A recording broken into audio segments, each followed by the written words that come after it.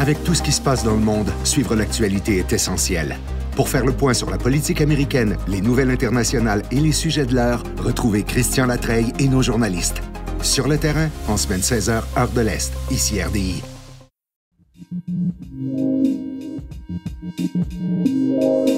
Nous sommes le jeudi 18 septembre. Voici à la une.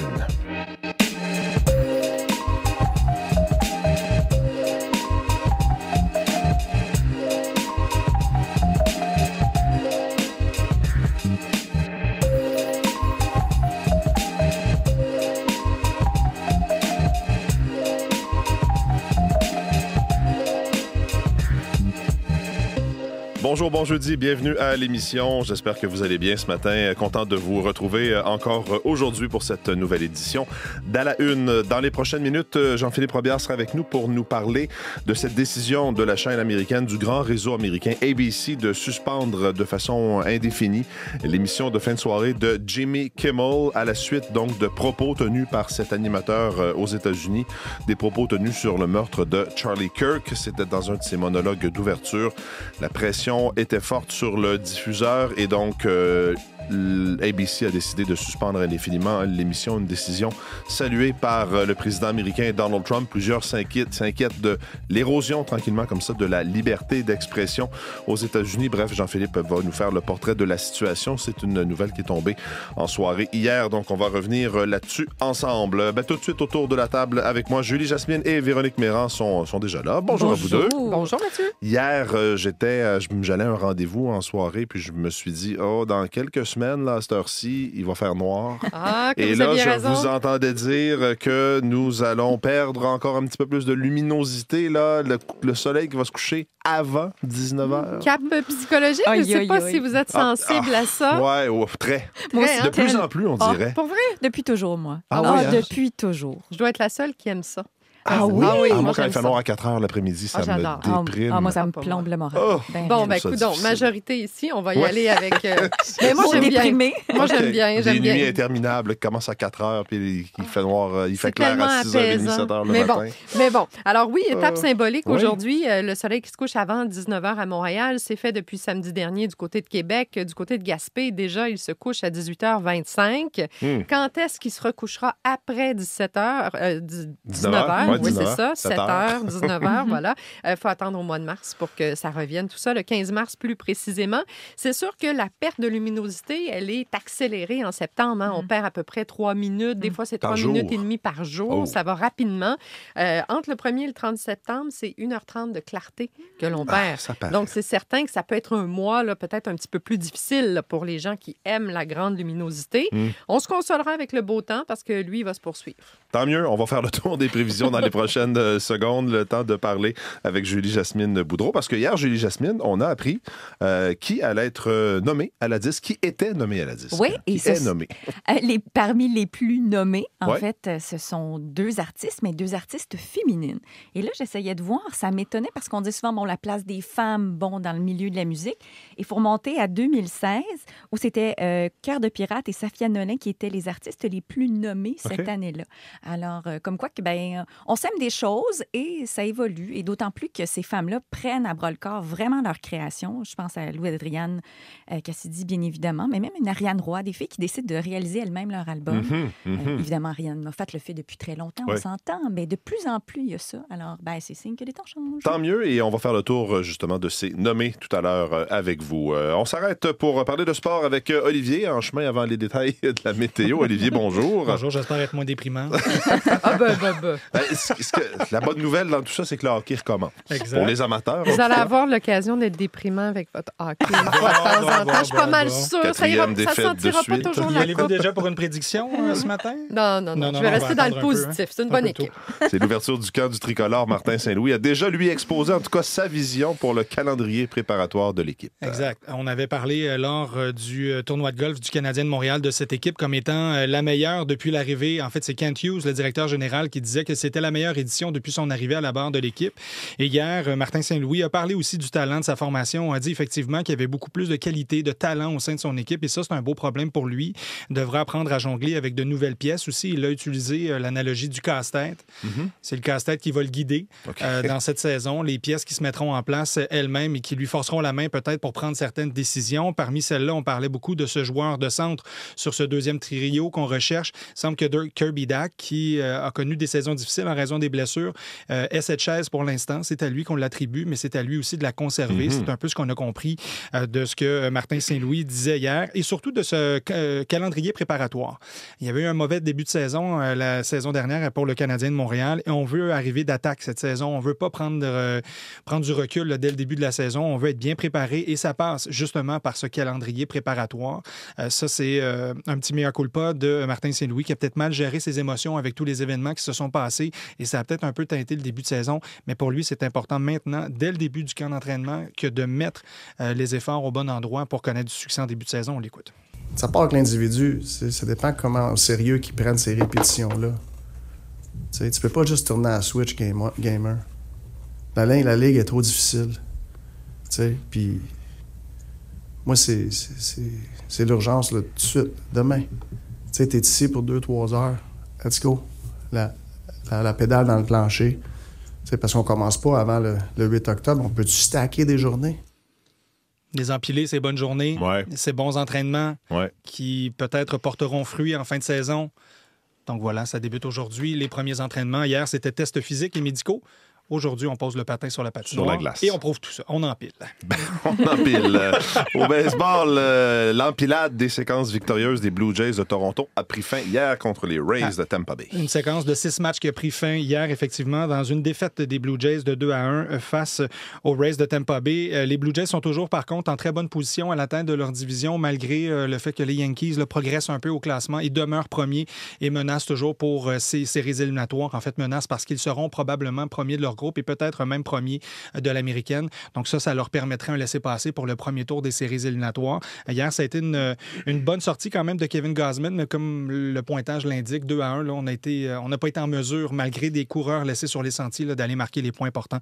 Donc défaite pour les Blue Jays hier. Ce sont les mondiaux d'athlétisme à Tokyo, des Canadiens à surveiller aujourd'hui? Bien, on surveille, je vous ai parlé des qualifications pour le 200 mètres hier chez les hommes et chez les femmes. Donc on surveille aujourd'hui Audrey Leduc, pour qui ça a passé de justesse hier, repêchée au temps. Elle sera des demi-finales aujourd'hui, tout comme les 3 Canadiens qui étaient inscrits lors des qualifications chez les hommes aux 200 mètres. On parle entre autres de André DeGrasse, Aaron Brown, mais aussi Jérôme Blake. Donc, ce sera à surveiller aujourd'hui. Puis aux 800 mètres chez les hommes, il faudra garder un œil sur un autre Canadien, Marco Arop, qui lui va tenter d'accéder à la finale. C'est demi-finale aujourd'hui du 800 mètres. Et il a de très bonnes chances, lui, de monter sur le podium. Donc, sera surveillé en demi-finale aujourd'hui. Merci beaucoup, Olivier. Un plaisir. Bonne journée. Alors oui, on va moins voir le soleil à partir de ce soir parce qu'il se couche plus tôt, mais au moins on le voit, ça pourrait être bien nuageux en ce moment. Ben mais voilà. là, on a du soleil. On a du soleil et on a encore des températures assez estivales. C'est vrai qu'il va y avoir un creux, là, un coup de froid en fin de semaine, principalement samedi matin. Là, ça se peut qu'il y ait du givre par endroits, les Laurentides, tout ça, secteur de l'Estrie.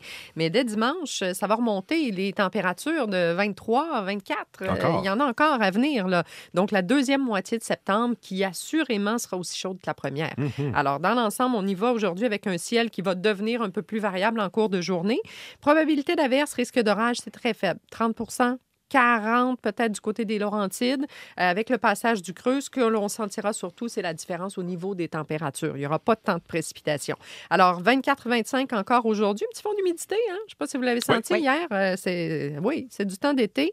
La nuit prochaine, il fera 12 pendant Montréal. On sera autour de 7-8 degrés en secteur montagneux, 7 à 9. Et demain, vendredi, on retrouvera le beau temps. Ça se peut que les nuages s'accrochent un peu, Estrie, Québec, Laurentides, tôt le matin.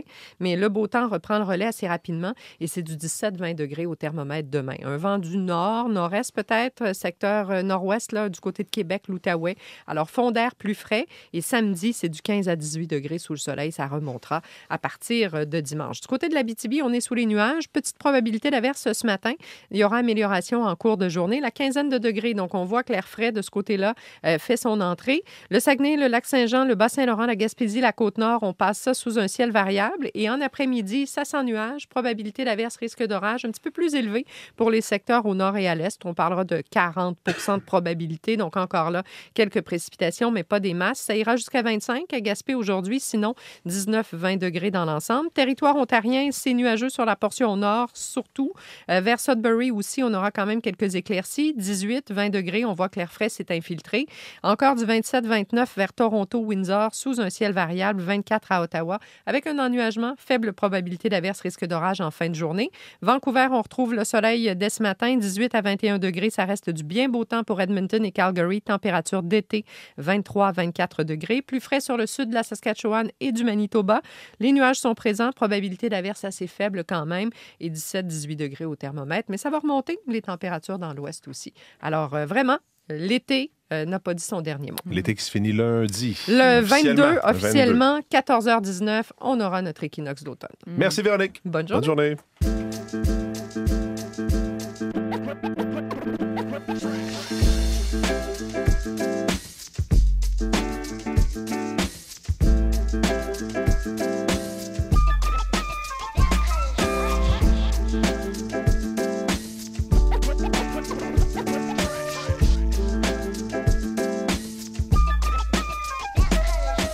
Dans les quotidiens de ce matin, on commence par Le Devoir. Ce qui a marqué en partie la journée hier l'après-midi, c'est ce témoignage de Karl Malenfant à la commission d'enquête sur le virage Saclic de la Société de l'assurance automobile du Québec. Le Devoir titre « Malenfant nie avoir favorisé ses amis ».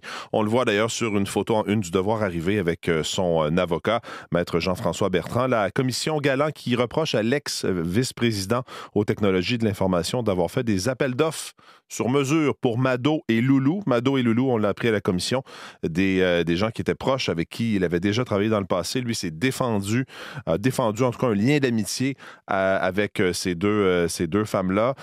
Ça fait des flamèches par moment. On a même dû prendre une pause. Donc, Le Devoir qui relate le début de son témoignage qui va d'ailleurs se poursuivre aujourd'hui. Aussi en une du Devoir, une entrevue avec Pierre Houde, intoxiqué au hockey. C'est ce que titre Jean-François Nadeau dans son article. Depuis un demi-siècle, sa voix reconnaissable entre toutes enveloppe les matchs de hockey à RDS, la course automobile, les Olympiques également. Donc, entrevue avec ce passionné de hockey, Pierre Houde. Et le Devoir qui pose une question en une, peut-être que vous l'avez remarqué aussi chez vous. Pourquoi y a-t-il autant de guêpes cet été? Un article à lire essentiellement. Ce qu'on nous dit, c'est que, évidemment, pendant la saison froide, pendant l'hiver, les rennes doivent tant bien que mal survivre. Et s'il y a des hivers plus doux, eh bien, ça permet à plus de rennes de survivre pendant la saison froide. Donc, plus de guêpes lors de l'été. Article à lire dans Le Devoir de ce matin. En une du Journal de Montréal, ces deux maris tués par la même maladie. Le journal qui raconte l'histoire de cette dame de la région de Charlevoix, Sylvie Harvey, donc deux de ses maris qui sont morts de la SLA, la maladie de Lou Gehrig, et semble qu'en Estrie, il y avait déjà eu des enquêtes, notamment journalistiques et de la santé publique, montrant qu'il y avait davantage de cas de la SLA en Estrie. Semble que ce soit le cas également dans Charlevoix. C'est alarmant. Pourquoi ici, se demande la dame qui a perdu donc ses deux maris coup sur coup décédé de la SLA. Donc, c'est à lire dans le Journal de Montréal de ce matin.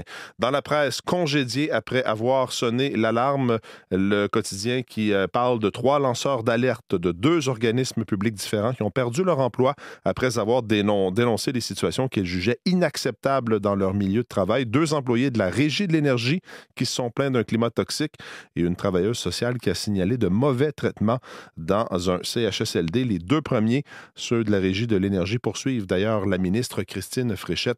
C'est à lire dans la presse de ce matin. Dans le Globe and Mail, il est question de cet achat par le gouvernement de la Colombie-Britannique de ces traversiers, des achats, donc des contrats qui ont été confiés à des compagnies chinoises et Transport Canada et la ministre, ou ancienne ministre maintenant des Transports, Chrystia Freeland, qui avait dit publiquement qu'elle ne comprenait pas essentiellement pourquoi la Société des traversiers de la Colombie-Britannique allait de l'avant avec l'achat de traversiers fabriqués impliqués en Chine. Eh bien, on apprend que dans les semaines avant la conclusion de cette transaction, il y a eu des courriels qui ont été envoyés, notamment au sous-ministre de Chrystia Freeland, pour aviser du fait qu'il allait y avoir un contrat de signer avec une entreprise chinoise. Donc, c'est à lire en une du Globe and Mail de ce matin.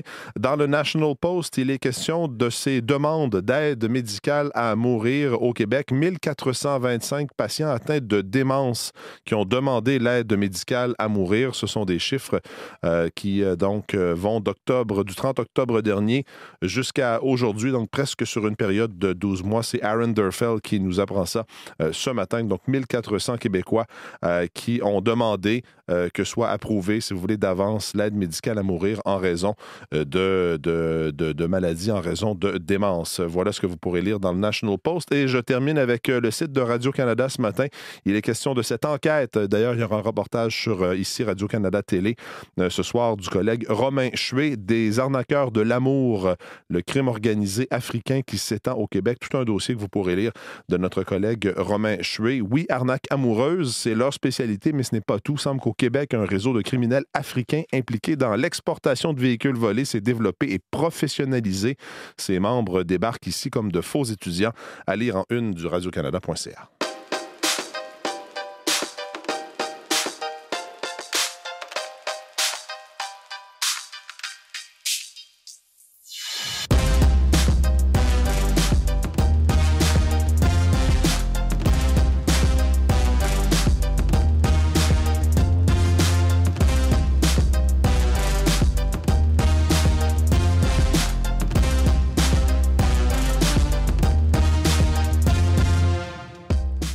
Aux États-Unis, donc, le talk show de fin de soirée de l'animateur Jimmy Kimmel sur ABC a été suspendu indéfiniment hier soir par le réseau. Jean-Philippe Robillard se joint à nous. Bonjour Jean-Philippe. Bonjour Mathieu. Donc, l'animateur est privé de son micro après des propos sur l'assassinat de l'influenceur Charlie Kirk. Oui, parce que dans un monologue, un billet d'humour lundi soir, dans le cadre de son émission, il s'en est pris à la droite américaine, là, au mouvement Make America Great Again de Donald Trump, qu'il a accusé d'exploiter politiquement l'assassinat de l'influenceur pro-Trump Charlie Kirk. Je vous propose d'écouter un extrait. Alors, Jimmy Kimmel qui dit « Nous avons atteint de nouveaux sommets ce week-end avec la clique MAGA qui fait tout pour présenter ce jeune qui a assassiné Charlie Kirk comme quelqu'un d'autre, quelqu'un qui n'est pas des leurs pour en tirer un avantage politique, pour marquer des points politiques. » Ouais. Et donc, ça, c'est des propos qui ont été dénoncés, qui ont été qualifiés de scandaleux par le président de la Commission fédérale des communications, Brendan Carr. Ça, c'est Mathieu, c'est celui qui encadre les médias aux États-Unis, qui est aussi, il faut le mentionner, un allié, un proche de Donald Trump. Dans un podcast un peu plus tôt hier, là, il avait même menacé de retirer leur licence aux chaînes qui diffusaient cette émission. On écoute l'extrait. C'est un extrait qu'on vous propose qui a été traduit, là. Franchement, quand on voit des choses pareilles, on peut régler ça en douceur ou brutalement. Une compagnie peut trouver un moyen de changer les attitudes. Elle peut prendre des mesures contre Kimmel. Ou alors, il y aura du travail pour notre commission. Et c'est à la suite de cette sortie que Nexstar, qui opère 32 stations affiliées à ABC aux États-Unis, puis par la suite le réseau ABC, ont annoncé qu'ils cessaient de diffuser l'émission de Jimmy Kimmel. Oui, et le président Donald Trump s'en est réjoui d'ailleurs. Ben oui, parce que Donald Trump, il réclamait sa tête, Mathieu, depuis plusieurs mois, parce qu'il n'appréciait pas les critiques régulières, quotidiennes de l'animateur. Le président qui a parlé d'une excellente nouvelle pour les Américains, il a dit ça. Il a écrit ça, en fait, sur son réseau Truth Social. Donald Trump, donc, qui a félicité ABC d'avoir enfin eu le courage de faire ce qui devait être fait avec Kimmel. Kimmel, selon lui, qui n'avait aucun talent. Le président américain qui a également appelé la chaîne NBC à priver d'antenne deux autres célèbres humoristes, animateurs aux États-Unis, dont Jimmy Fallon, qui est évidemment très populaire. Et ça a amené d'autres réactions, des réactions politiques. Le leader des démocrates au Sénat, Chuck Schumer, là, qui a réagi sur CNN. Je vous invite à l'écouter. Peu importe que vous soyez ou non d'accord avec Kimmel, il a le droit à la liberté d'expression. Je suis scandalisé. C'est ce que font les dictateurs, c'est ce que ferait Xi Jinping ou Poutine. Ce n'est pas notre pays. Donc, inquiétude, oui, de la part de certains sur la liberté d'expression aux États-Unis, si chère effectivement. aux États-Unis, effectivement, aux Américains. Merci beaucoup, Jean-Philippe. Merci, au revoir. Bonne journée.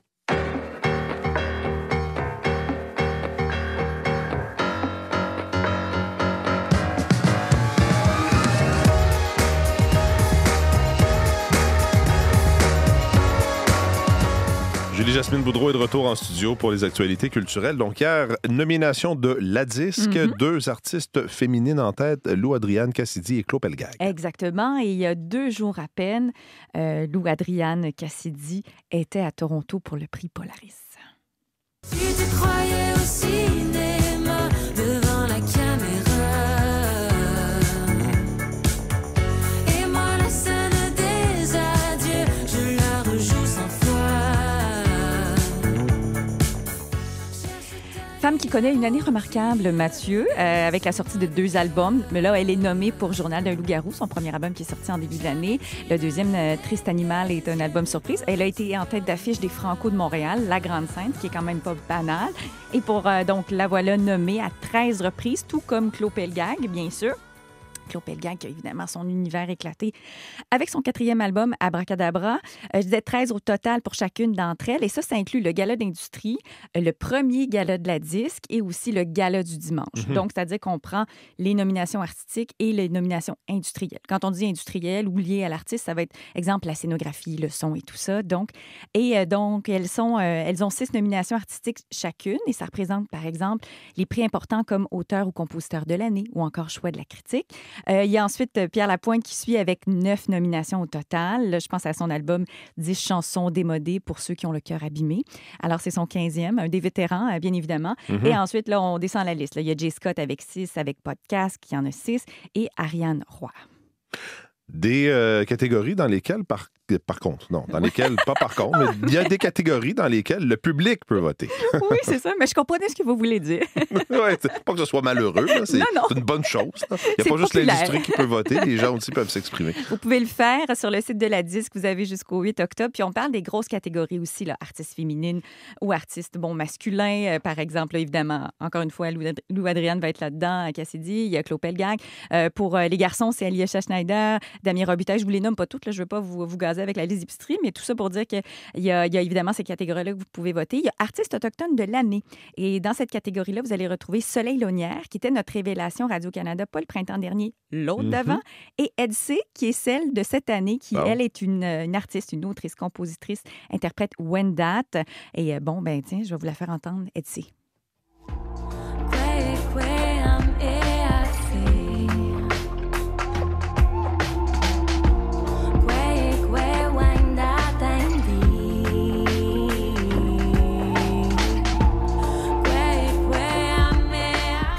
Donc, des révélations qui font du chemin, clairement. Absolument. Puis ça me permet aussi de vous dire que pour la chanson de l'année, la chanson de Céline Dion au JO de Paris, Hymne à l'amour, s'y retrouve parce que, elle pouvait se classer dans la période des dates. Okay.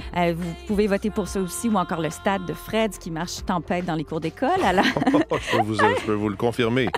Alors, le 9 novembre, bien sûr, le Gala de la Disque est animé par Pierre-Yves Roy Desmarais pour une 2e fois.